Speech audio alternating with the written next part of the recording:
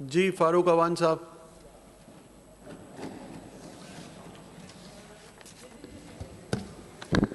سر میری خوش نصیبی ہے کہ آپ آ گئے, مجھے ٹائم مل گیا سر.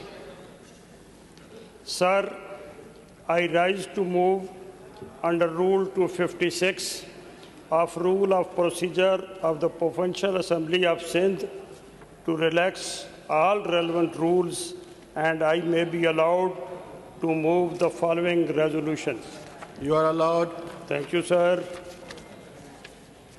یہ ایوان حکومت سندھ کے ذریعے وفاقی حکومت سے مطالبہ کرتا ہے کہ شہید محترمہ بے نظیر بھٹو کی جد و جہد اور لازوال قربانیوں کے اعتراف میں نیو اسلام آباد انٹرنیشنل ایئرپورٹ اسلام آباد کا نام تبدیل کر کے بے نظیر بھٹو انٹرنیشنل ایئرپورٹ اسلام آباد بحال کیا جائے.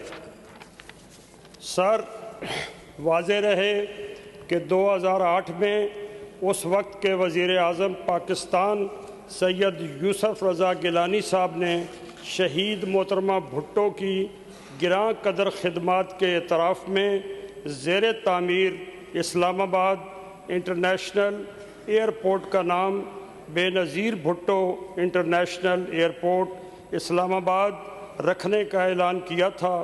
تاہم افسوس کہ بعد ازاں اس نام کو تبدیل کر کے نیو اسلام آباد انٹرنیشنل اسلام آباد ایئرپورٹ کر دیا گیا.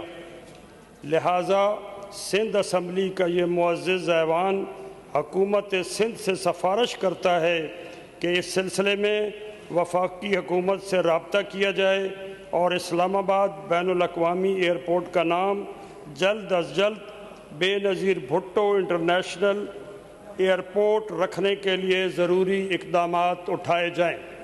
سر, اگر اجازت ہو تو میں زیادہ ٹائم نہیں لوں گا سر. جی پلیز. بہت مہربانی جناب اسپیکر.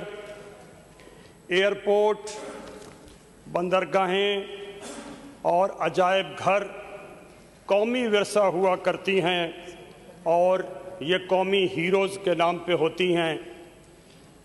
اس قومی ہیروز کے نام پہ صرف اس لیے نہیں کہ وہ ایک شخصیت کا نام ہوتا ہے, بلکہ قومی ہیرو ایک تاریخ اور ایک عہد کا نام ہوتا ہے.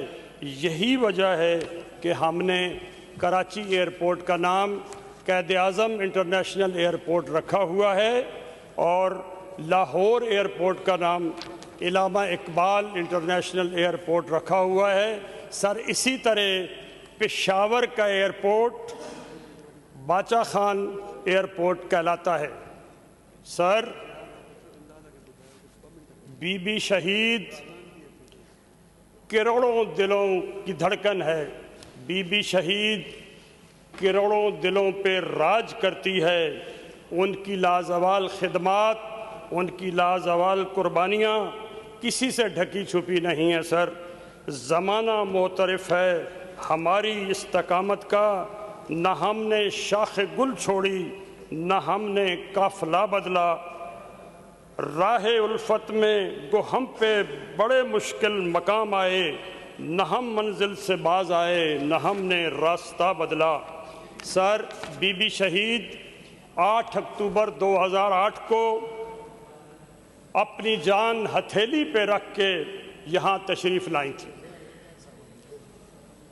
سر, ان پر 2 خودکش اٹیک ہوئے.